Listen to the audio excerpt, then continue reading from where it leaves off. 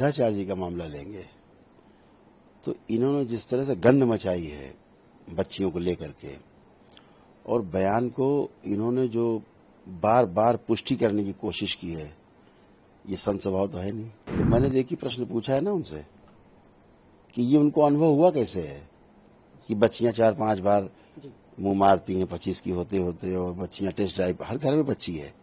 आप सब पे प्रश्न खड़ा कर रहे हो। ये उनको अनुभव कैसे हुआ कि बच्चियां 4 जगह मुंह मारती हैं, 5 जगह और टेस्ट ड्राइव करती हैं। ये चीज उनको अनुभव कैसे हुई है? ये बगैर अनुभव के बोला है तो फिर आप गलत बात कर रहे हैं। अनुभव तो हुआ होगा कहीं, किसने बताया आपको? अभी हम बोल दें कि भाई परिवार से किसी ने बताया हो आपके, तो कहेंगे साहब हमारे लिए सब बोल दिया। तो ये शब्द सुन के आपको तो चिरका लग रहा है, उनका क्या? जिनको आप बोल ही रहे हैं कि साहब ऐसा करते हैं, उनको कैसा कितना खराब लग रहा होगा सुन करके। क्या उद्देश्य और किस तरीके का कार्यक्रम का शिविर? उद्देश्य है कि लोग रोग मुक्त रहें, शोक मुक्त रहें, भय से मुक्त रहें, भ्रम से मुक्त रहें, तमाम नकारात्मकता से मुक्त रहे व्यक्ति और शारीरिक, मानसिक और आध्यात्मिक रूप से स्वस्थ रहे। यही उद्देश्य है। कितने लोगों को दीक्षा दी जा रही है और किस तरीके अब से? जो प्रथम दिवस है, जो मंत्र दीक्षा में लोग हैं वो करीब 9-10 हजार लोग होंगे और बाकी तंत्र क्रिया योग दीक्षा में अपना आते रहेंगे, भी कल तक आते जाते रहेंगे। गुरुजी, महमूद मदनी साहब देवबंद वाले, उन्होंने एक एएनआई पे इंटरव्यू दिया है। उनका कहना है कि जो मथुरा और ज्ञानवापी का मामला है, जितना भी मतभेद हो उसको किनारे करके बैठने का प्रयास किया जा सकता है, बैठा जा सकता है।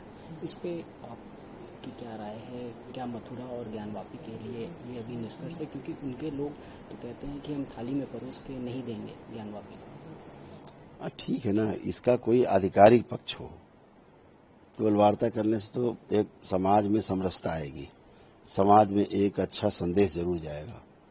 अगर दोनों पक्षों के लोग बैठते हैं तो अच्छी बात है, अगर दोनों पक्ष के लोग बैठना चाहते हैं, लेकिन उसमें गवर्नमेंट का कोई पक्ष हो, कोई न्यायालय की तरफ से कोई आदेश हो, है ना, तो वो ज्यादा अच्छा रहता है। जैसे भगवान श्री राम का जन्म स्थान है जो वो निपटाया गया, तो सुंदर एक निर्णय था, अच्छा निर्णय था। तो कुछ ऐसा जरूर हो जिससे सामाजिक जो समरसता है वो बनी रहे, ये तो ठीक है। लेकिन वो हमारा जो अधिकार है, जो हमारा आस्था का केंद्र है, वो जरूर अपना हमें तो मिलना ही चाहिए। अब वो अगर बैठ के कर लेते हैं सब लोग, हम तो कहेंगे कि सभी जितना भी मुस्लिम नेता हैं, अच्छे नेता हैं और अच्छे भाव से, अच्छे मन से, खुले मन से अगर बैठते हैं तो सबका स्वागत है, सभी पक्षों का स्वागत है। मोहन भागवत जी ने अभी बयान जारी किया था कि उन्होंने कहा था 100 साल पूरे होने पे कि सभी जो भारतीय हैं उनको लगभग 3 बच्चे करने चाहिए, जिससे देश में सुरक्षा और उसके लिए देश की उन्नति हो। तो इसको किस तरीके से देखते हैं? ठीक है ना, वो जो कह रहे हैं उन्होंने कुछ सोच के ही बोला होगा, इसको लेके तमाम विवाद। ठीक है ना, हम तो अपने देश के साथ है ना, जो अच्छा है, जो शुभ है वो होना चाहिए।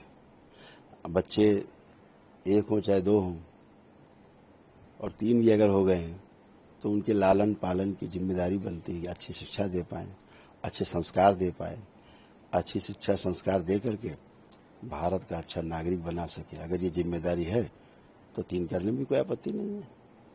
अभी तो 2 में लोगों को समस्या हुई जा रही है।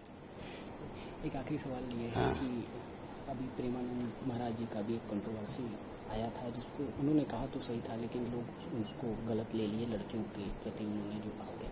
साथ ही अनिरुद्धाचार्य महाराज जी को भी माफ़ी मांगने के लिए बोला गया। इस बयान को किस तरीके से लेते हैं जो लड़कियों के लिए उन्होंने कहा था? कि देखो, संत स्वभाव है कि अगर प्रसंगवश कोई बात निकल ही जाती है विरोधाभास में कभी कभी, तो ऐसा नहीं कि कोई भगवान बन के बैठा है तो जो बोलेगा उसके अलावा कुछ नहीं बोल पाएगा, सत्य है वही अटल सत्य, ऐसा तो है नहीं। प्रसंगवश कभी कभी कोई बात कह देता है, तो अगर समाज को वो बात बुरी लगती है, ठीक, तो वह उन शब्दों को वापस ले लेते हैं। प्रेमानंद जी महाराज जी ने वही किया, ना तो उस बात पे अपनी बल दिया और अपने शब्दों को उन्होंने किनारे कर दिया, ठीक है।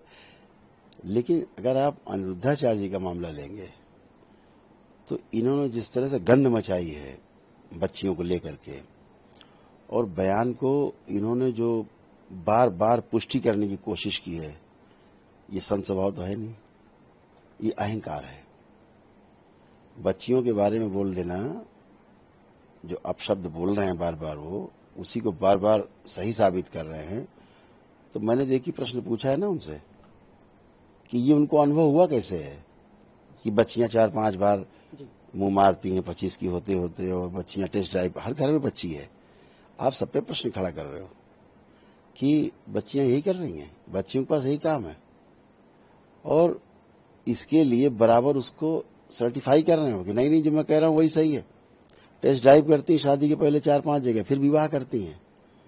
तो इस तरह के शब्दों का उच्चारण सार्वजनिक जीवन में उस व्यक्ति के लिए बिल्कुल अच्छा नहीं जिसको लोग सुनते हो।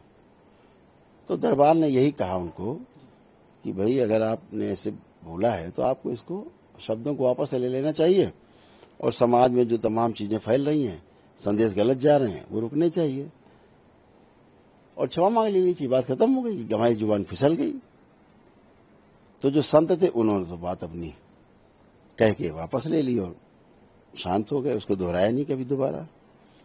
लेकिन ये दोहराया ही चले जा रहे हैं हर चैनल पे। एक चैनल पे मैंने देखा, एक एंकर बच्ची थी, तो उसने कहा कि ये मेरा अधिकार है कि हम कैसे कपड़े पहनते हैं, आप कैसे हमें रोक सकते हैं। तो उसको कह रहे हैं कि ठीक है तो सारे कपड़े उतार दो, नंगे हो जाओ। अब ये तो भाषा नहीं हुई, ये तो बहुत दुस्साहस की बात है कि आप इस तरह की भाषा का प्रयोग, आप व्यास गद्दी पे आप बैठने को कहते हो, अपने बैठते हैं। तो मैंने तो एक ही प्रश्न बार बार पूछा, हर बार पूछूंगा कि ये उनको अनुभव कैसे हुआ कि बच्चियां 4 जगह मुंह मारती, 5 जगह, और टेस्ट ड्राइव करती हैं। ये चीज उनको अनुभव कैसे हुई है? ये बगैर अनुभव के बोला है तो फिर आप गलत बात कर रहे हैं। अनुभव तो हुआ होगा कहीं, किसने बताया आपको, किस जगह से मिला? अब अगर हम बोलना नहीं चाहते, अगर अभी हम बोल दें कि भाई परिवार से किसी ने बताया हो आपके, तो कहेंगे साहब हमारे लिए सब बोल दिया। तो ये शब्द सुन के आपको तो चिरका लग रहा है, उनका क्या? जिनको आप बोल ही रहे हैं कि साहब ऐसा करते हैं, उनको कैसा कितना खराब लग रहा होगा सुन करके कि अनर्गल आरोप अनुरुद्धाचार्य जी को। ऐसा नहीं मैं प्रेम नहीं करता, मैं ही प्रेम करता हूं। उसका अर्थ थोड़ा ना है कि आप जो गलत बोलोगे उसको बर्दाश्त करेंगे। मैंने 7 अगस्त को चैनल है, एक राष्ट्रीय चैनल है देश का, उस पर मैंने उनसे ये बात कही थी क्षमा मांगने के लिए। ठीक, इसी बात को आगे बढ़ाते हुए 17 अगस्त को, 16 और 17 अगस्त को हमने अपना जो चैनल है दरबार का, उस पर ही मैंने यही बात कही कि क्षमा मांग के खत्म करो इसको। ठीक है, ये बात तो किनारे हो गई। अब इसको दबाने के लिए वो श्रीमान जी 2 या 3 तारीख को मेरे विरुद्ध कोई ऐसे खड़ी करते हैं और चिल्लाने लगे, भाई साहब तो ठग लिया, लूट लिया, मार दिया, अपने बयान बदल रही, अपने बोलने में 3-4 बार बयान बदल रही खड़े होकर के, दबाने के लिए कि आवाज दब जाए। तो मैं तो चुनौती देता हूं, हैसियत नहीं उनकी कि आवाज को दबा लेंगे। जो सत्य है बार बार कहूंगा, हमेशा कहूंगा, सदा कहता रहूंगा, इसमें कोई रोक नहीं सकता मुझे। और क्षोभ ये होता है कि बाकी लोग जो हैं, जो बाकी कथावाचक लोग हैं, उनकी भी जिम्मेदारी, नैतिक जिम्मेदारी बनती थी कि एक व्यक्ति आपके बीच से उठ करके और देश की बच्चियों के लिए, महिलाओं के लिए इस प्रकार के गंदे गंदे शब्दों का प्रयोग कर रहा है। कथावाचकों की छवि धूमिल कर रहा है ये व्यक्ति। सभी कथावाचकों की छवि एक जैसी बनती जा रही है, अनुरुद्धाचार्य जैसी बन जाएगी। इनमें जो अच्छे अच्छे कथावाचक हैं, जिनको हम भी सुनते हैं, ऐसा नहीं हम नहीं सुनते, सभी सुनते हैं, तो उनकी छवि पर धक्का लग रहा है। तो मेरा तो उन सबसे आग्रह, निवेदन है उन लोगों से कि जरूर इस पे उनको समझाना चाहिए, बोलना चाहिए कि ऐसा बोलना उचित नहीं है, क्षमा मांग लेना चाहिए समस्त नारी जाति से। इतने से बात खत्म हो जाती है। इसमें कौन सा आग्रह, कौन सा अहंकार? अगर आपके अंदर अहंकार है तो फिर तो आप संत हो ही नहीं। हम तो न्याय की बात कर रहे हैं ना, बच्चियों की बात हमने की, और बच्चियों की बात को उठा रहे हैं तो हम उल्टे हम पे आरोप लगा रहे हैं। तो मैं हर आरोप को जवाब देने के लिए एकदम तैयार हूँ।